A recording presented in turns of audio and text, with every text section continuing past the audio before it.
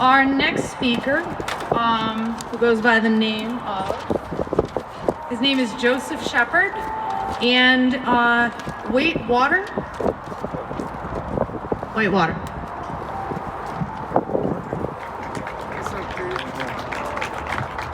Hello, my name is Joseph Shepard. I have 3.5 years in segregation and high security supermax facility.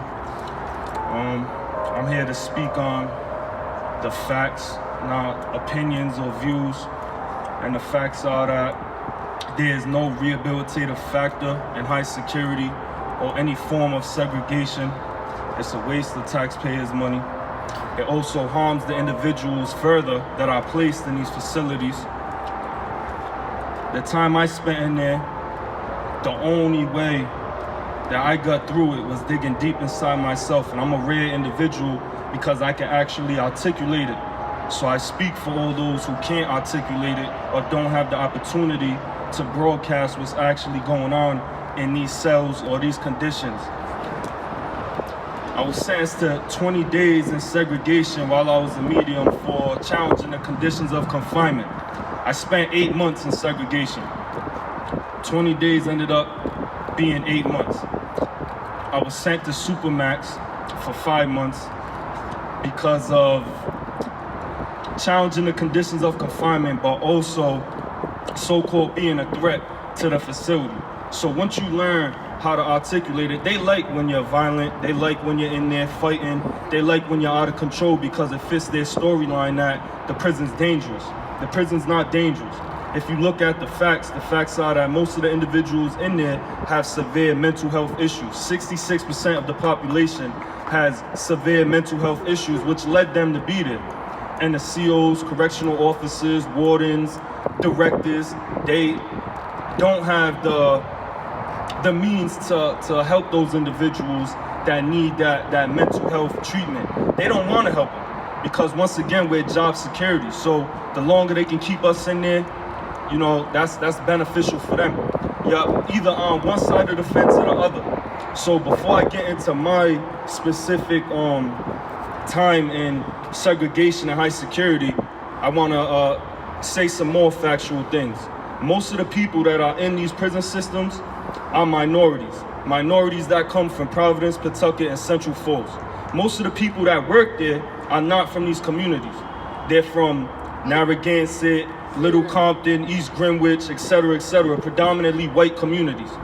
They have no reason at all in their minds to help the individuals in prison because they're not directly impacted. Their communities are not directly impacted. I'm from Manton Projects.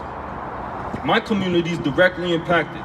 Drug use, violence, shooting, stabbings, homicide, etc., They don't want to help the individuals in that community because in the state of Rhode Island, you're either on one side of the fence or the other. So I'm asking for direct action right now with representatives and politicians to shut down high security. Don't end segregation, period, in my opinion. Do not let it drag on for another year. Don't let the bill get viewed and talked about. Do something about it because, like I said, most of the people and the individuals that are placed in high security that they consider dangerous have severe mental health issues that are not properly getting treated. They have bipolar, schizophrenia, paranoia, anxiety, depression, PTSD, and they're not getting properly treated. If I was in this holding cell in high security and I had a mental health breakdown, the only thing that's happening is they're gonna put a riot-sized can of mace in the door and spray it until I pass out. And if I don't pass out off the first can, they're gonna put another can in there and spray it. And then when I finally fall to the ground, they're gonna come in there, 4 or 5 of them.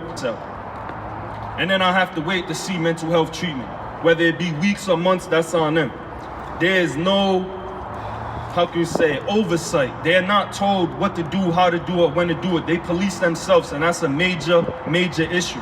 Because as long as you let the Brotherhood Union decide what's gonna happen, there's not gonna be no rehabilitation in these facilities.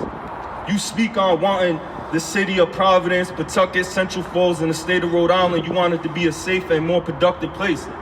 If we have to go to these so-called correctional facilities, then allow us to obtain the tools to correct ourselves.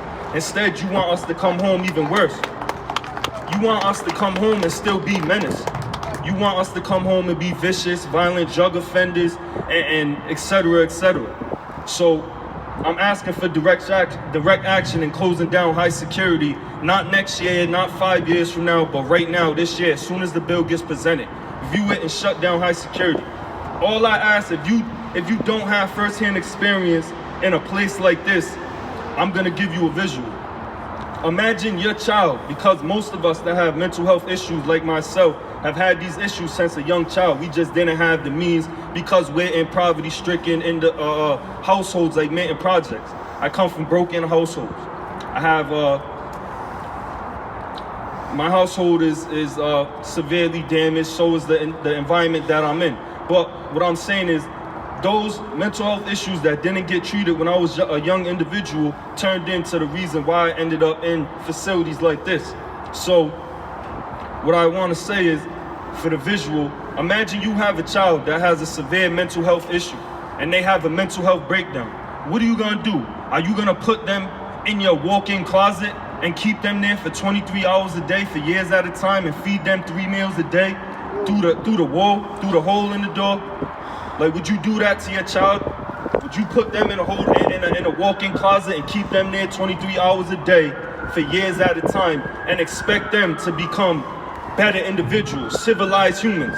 What do you think's gonna happen when you put your child in that walk-in closet for 23 hours a day and feed them through a hole in the wall? What do you think's gonna happen to them? You think that their mental health issues are not gonna be exacerbated? You think they're gonna come out that walk-in closet and shake your hand and be articulate about things? You think that they're not gonna come out the cell so anxious that they can't even function? Now, because of them conditions, I was stuck in survival mode for years at a time, because that's what it does to you. When you're in a cell for 23 hours a day, it's only you. I had no letters, I had no pictures, I had no visits, I had no commissary. My family wouldn't come and visit me in high security because you got glass, plexiglass, and whenever they come, you're seen as a lion from Roger Williams Zoo. You're looked at as an animal. So all I'm saying is, I've watched people literally hurt themselves, cut their eyes open, et cetera, just to get medical attention because they had a wisdom tooth issue. So what I'm saying is these facilities are not operational. They don't hold no rehabilitative factor. If you look on it financially, you're spending $120,000 per year for every inmate. That's tax dollars going into this. But the bigger picture is, if we want to rehabilitate our sons and our daughters, if we want to uplift our communities and make Rhode Island in general a better place to be, a better place to live, then close down places like supermax and high security. Get rid of segregation altogether. So thank you for your time, and I hope that my message got across to everyone here. I appreciate all of you, and I expect and I call for direct action. Close down high security and end solitary confinement in the state of Rhode Island. Thank you, and have a nice day. Thank you. Thank you, Joe.